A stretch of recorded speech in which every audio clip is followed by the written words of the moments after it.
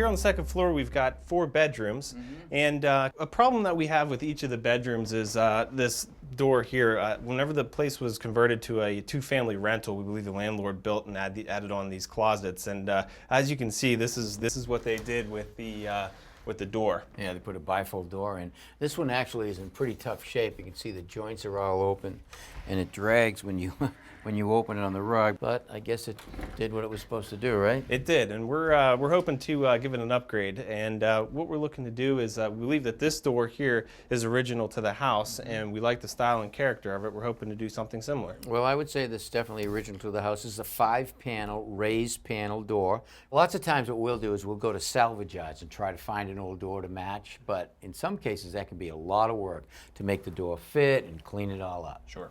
But lucky for you, they still make this door today. That sounds awesome. I mean, what we're trying to do is update the house and, you know, keep the period theme. So if we can get the same style in a new door, we'd be happy with that. I think we can. Excellent. All right, Steve, here's your new door. It's actually a pre-hung 5-panel wood door made of fir, and it matches your other doors pretty good. Excellent.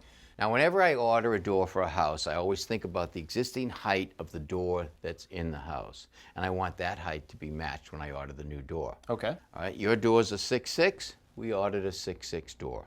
Makes sense. You wanted the closet door to go into this opening to be a little bit smaller, so we ordered a 30-inch door, and this is pre-hung, as I said, with a jamb already on it. Okay.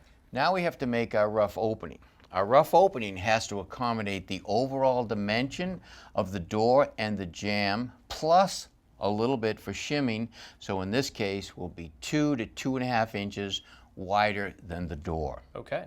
We also want to make the height of the rough opening a little higher than the door so that we can make sure that it's level. Okay? So the first thing we need to do is enclose our opening to fit that.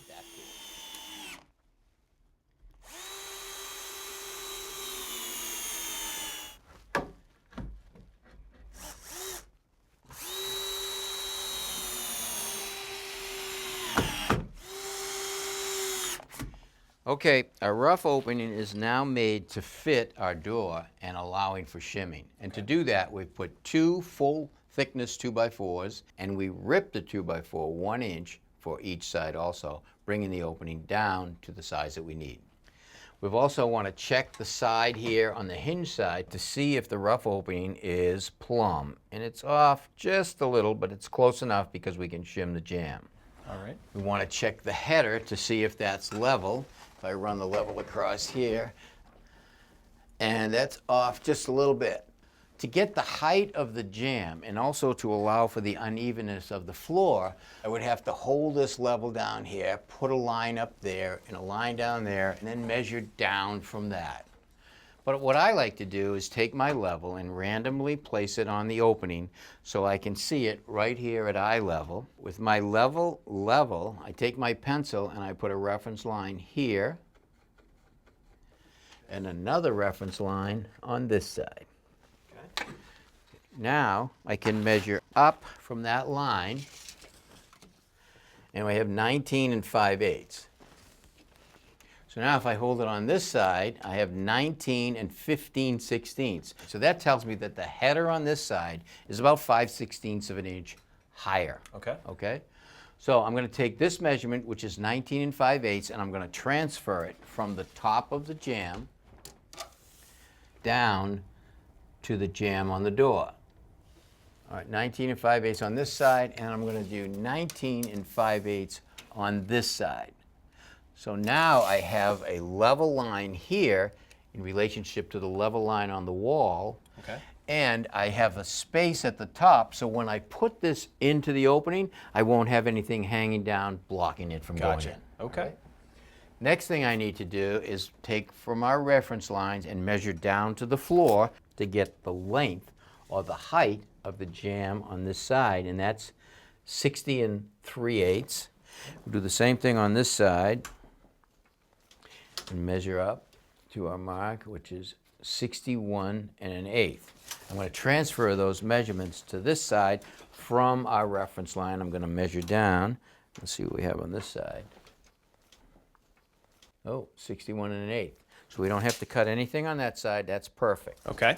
So now if I take my tape measure and I hook it on the bottom of the jamb on this side of the door, I measure up, I have 61 1/8, which is the same that's on the other side of the door. Okay. But I need to slide my tape measure up to 60 3/8. Now you can see that I have to take something off the bottom of the jamb on this side, and that's 3/4 of an inch. Once I make that cut, I'm going to measure up from the bottom of the jamb on this side about 1 inch up. That tells me how much I have to take off the whole door, and we have to allow for the carpet so the door will swing. Gotcha. All right, Steve, let's put it into the opening. Try to get it right down onto the hardwood floor there. Okay. Good? Yes. All right, let's make sure there's no rug underneath it.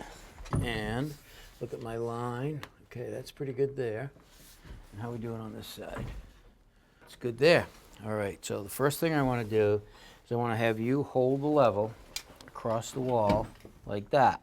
Okay. Because what we want is we want the outside edge of the jamb to be flush with the wall. So when you put your casing on here, it will lay flat. It won't be pitched either way. Got it.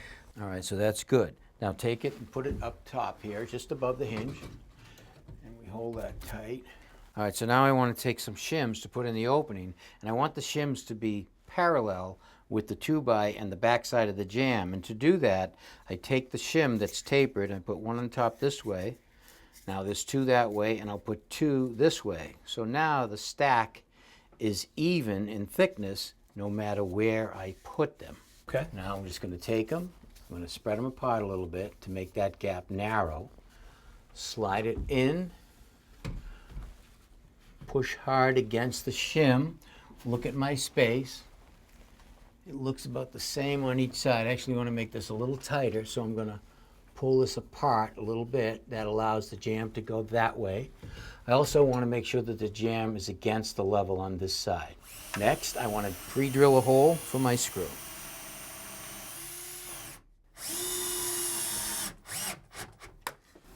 So now the jamb is tight against the shims, and the jamb is also flush with the wall. So you can remove that level. Okay. And I'll take it right here. I'm going to place it up against the jamb and see if it's plumb. You can see that it has to come out just a little bit on the bottom to make the level plumb. You see the gap between the bottom of the level and the casing? That's how far out it has to come. Okay, so now I'm going to take a shim on this side and a shim on this side and slowly push it in until the jamb comes out to be plumb.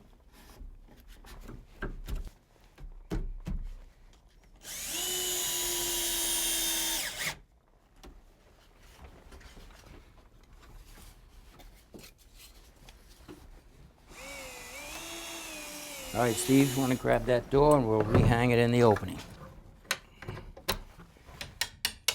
All right, let's check the door, see how it swings. That's good, doesn't hit the floor. Awesome. Now, next thing I want to do is look at my gap up there.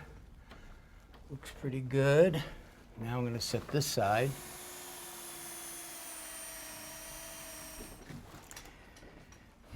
Okay, so now I've started the shims in here, but if you notice in the middle, the gap right here is wider than it is at the top right here. Yep. I want to keep that parallel all the way down. It's about right at the bottom.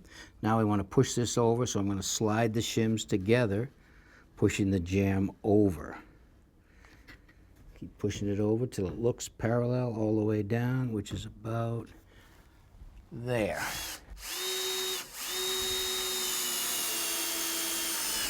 All right, Steve, your door is hung, and now we have to start thinking about the hardware. Okay. You've got some great old hardware on these doors. You have a full mortise right here. You have an escutcheon plate that's rectangle with an egg and dart detail on it. A great knob. Now, we could go to a salvage yard and try to find some hardware to match, and you might luck out. Okay. But you also may find some hardware that you may have to diddle with a little to make it work. Sure. Okay? Makes sense. What I did is I actually found some Reproduction hardware that looks very similar to what you have, and it's off the shelf. If you look, it has a rectangular escutcheon plate. It has a beveled edge and not the egg and dart detail. And the knob is also very similar, like that. We like the look of that, so we'll go with this. Okay, so let's put it on the door. Excellent.